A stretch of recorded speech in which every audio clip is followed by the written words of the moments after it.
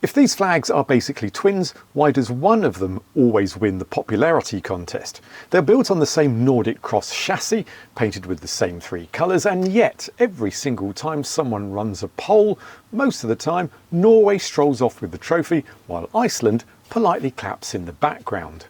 I wanted to know what was actually going on here because, let's be honest, even you've probably wondered, why does the red one feel right while the blue one is basically the same flag? Right, quick test here before we get clever. Just look at these two, Norway or Iceland. Pick one. No thinking, just point at the screen. Yes, most of you just picked Norway. Even some of you who prefer Iceland did it instinctively. So why is your brain cheating? Let's find out. Norway's flag, 1821, red field, blue cross, white fimbriation, the first proper 3-coloured Nordic cross. Iceland's, roughly a century later, same structure, same palette, just inverted. Blue field, red cross. Now, does the older flag automatically win? No, that's far too logical. The real answer lies in psychology, design and familiarity. Here's the fun part. Your eyes and brain don't treat all colours equally. You're hardwired to notice red before almost anything else. Study after study shows the same thing. Participants in a 2015 experiment show red, blue and green shapes always spotted the red ones first. Even when colour wasn't part of the task, their brains just snapped to red. Another experiment found people rate individuals who wear red as more dominant, more confident and strangely more attractive. Why are sale signs red? Why are warning signs red? Why do websites make click me now buttons red?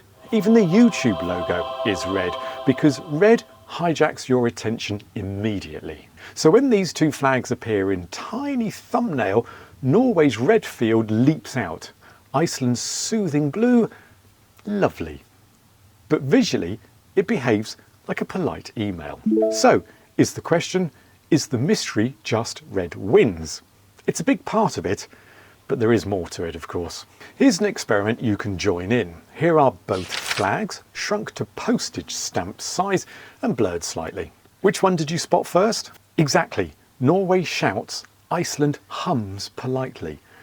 That's colour psychology acting even before you think it. Flags live or die on distance and legibility, and in that game, contrast matters. Norway has massive contrast.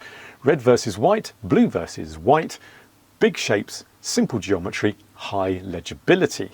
Iceland's palette is darker, blue field, red cross, still beautiful, but it's just less punchy at a glance. In complex displays, research shows that when multiple colours compete for attention, red dominates. That means on a poll or a quick glance, the sharper, crisper flag often wins. A design lecturer once described Norway's palette as a bright splash and Iceland's as a calm statement. In a fast poll, well, the splash wins.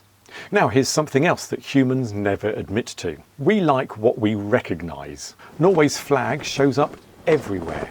Travel adverts, cruise promotions, ski championships, National Day parades and even every second photo of a fjord.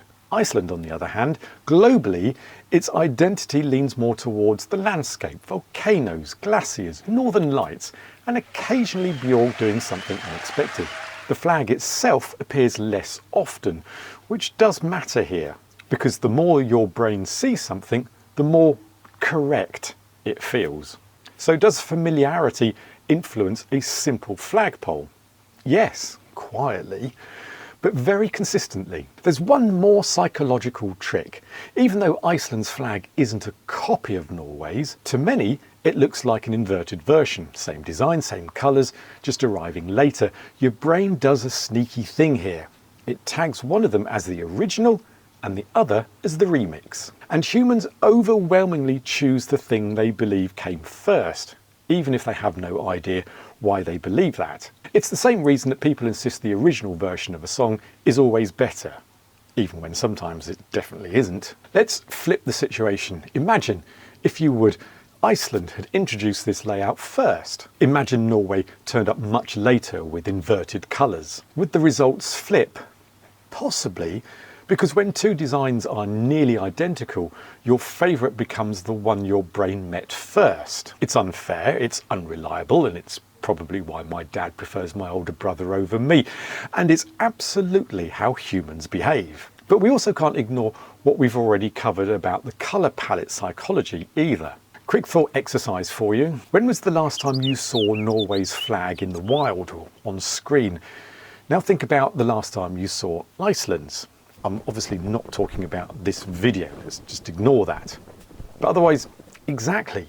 Your brain stores those exposures and uses them against you in what should be a rational decision. Right, so here's the whole answer. Norway wins these polls because 1.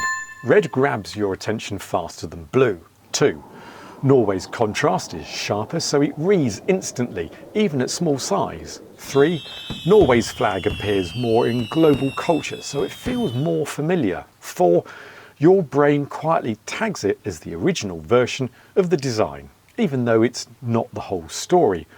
Put all of that together and Norway doesn't just win, it wins predictably. Now, if I'm judging pure symbolism, however, Iceland's palette is rather stunning. Lava, ice, ocean. I mean, come on. It's basically a geological poetry on fabric. But design psychology doesn't care about poetry. When people vote quickly, their instincts kick in, and the big red flag gets the nod.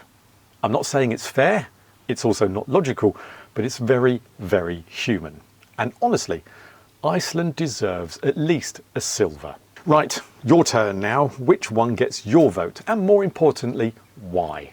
Tell me in the comments. If you've enjoyed this little design psychology showdown, hit the subscribe button. And for more comparison videos, you're going to need this, where I uncover the similarities between Cuba and Puerto Rico and discover the story behind these twin flags. Be seeing you